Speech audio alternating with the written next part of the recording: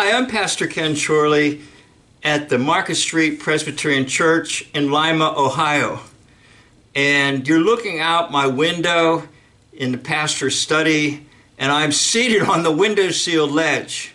And as it is raining out there, I wanted to tell you a story from my life that I was told by the individual who actually performed this rescue operation.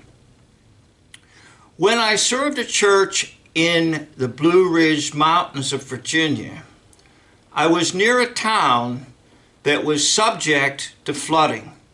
In fact, almost everyone in the congregation could vividly recall 3 specific major floods that had occurred in their lifetime in that town, whereby severe property damage occurred and even human life was lost.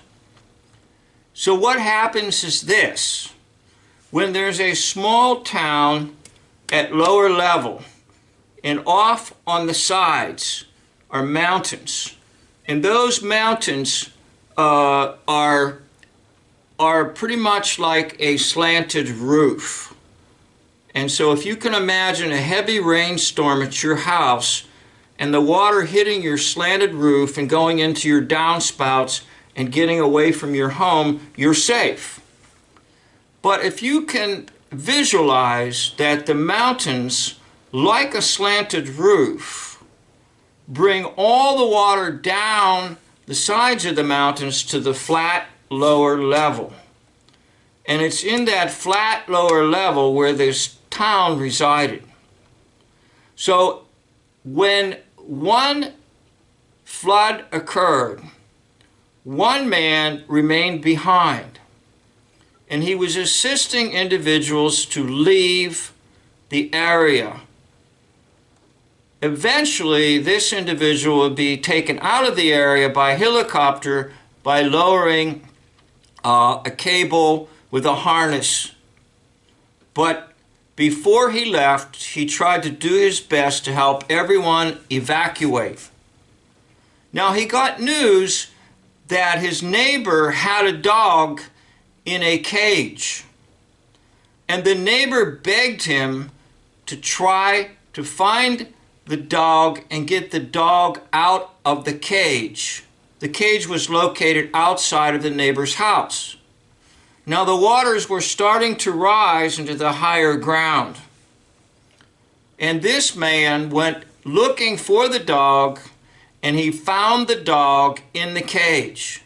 Of course, the dog was in a highly panicked state, scratching, howling, growling, barking, anything to get attention to get out of that cage. And he said the water level was starting to actually approach the cage, and it was almost to the point where the water would overwhelm the dog in the cage. He finally got the door open to that cage, and that dog ran out of that cage, up the side of the mountain, and was not seen for about 3 weeks.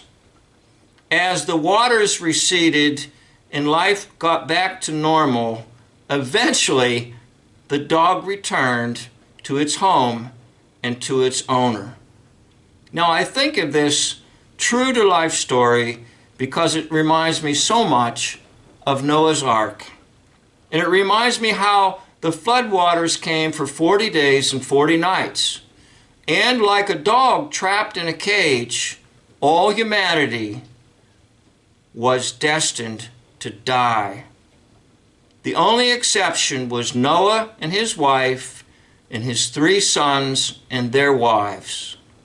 And so you had 8 individuals enter the ark and found safety and refuge because God delivered them.